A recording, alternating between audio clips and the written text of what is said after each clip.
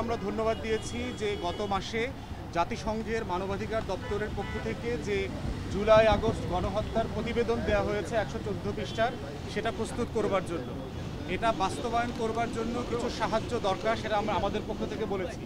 প্রথম যেটা দরকার আমরা বলেছি সেটা হচ্ছে যে জাতিসংঘের 3টা প্রতিষ্ঠানে এখনও পতিত স্বৈরাচার শেখ পরিবারের 3 জন আত্মীয় কাজ করছে।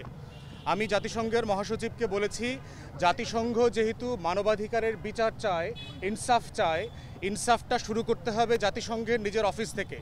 এবং এই 3 জনের ব্যাপারে বলেছি যে বিশ্ব স্বাস্থ্য সংস্থায় শেখ হাসিনার মেয়ে কাজ করছে, ইউএনডিপিতে মানে সুশাসনের উপদেষ্টা হিসাবে ববি কাজ করছে, রেহানার ছেলে, এবং রেহানার ছেলে ববির বউ কাজ করছে আইওমেতে, মাইগ্রেশন অর্গানাইজেশন যেটা আছে সেটা ব্যাংকক বেস, সেখানে কাজ করছে।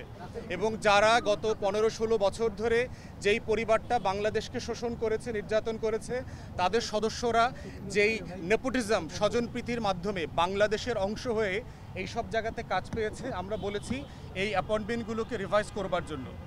দ্বিতীয় পরামর্শ দিয়েছি সেটা হচ্ছে যে বাংলাদেশে মানবাধিকার, জাতিসংঘের মানবাধিকার কমিশনের একটা অফিস 2 থেকে 3 বছরের জন্য অস্থায়ী মেয়াদে চালু করার সুযোগ আছে কিনা, তাহলে গণহত্যার বিচার, মানবতা বিরোধী অপরাধের যে বিচারের দায় বারবার এসছে, এই বিচার প্রক্রিয়াটাকে দেখাশোনা করা, এটাকে যদি কোনো টেকনিক্যাল অ্যাসিস্ট্যান্সের প্রয়োজন আসে, আন্তর্জাতিক মান রক্ষা হচ্ছে কিনা, যেন এই বিচার প্রক্রিয়া নিয়ে ভবিষ্যতে কোনো প্রশ্ন তৈরি না হয়, তাই জাতিসংঘ যেন সেই মানটা ধরে রাখতে পারে, তাই আমরা বোধ করছি যে এরকম একটা অফিস 2-3 বছরের জন্য স্বল্প মেয়াদে প্রতিষ্ঠা করা যায় কিনা। তৃতীয়ত বলেছি যে রোহিঙ্গাদের ব্যাপারে নিরাপদে প্রত্যাবর্তন করবার জন্য জাতিসংঘ যে প্রয়াস চালিয়ে যাচ্ছে, অন্তর্বর্তীকালীন সরকারের সাথে একমত হয়ে এটা যেন আরও বেগবান করা হয়। এইটা হচ্ছে মোটা দাগে আমাদের ব্রিফিং ছিল। সবাইকে ধন্যবাদ।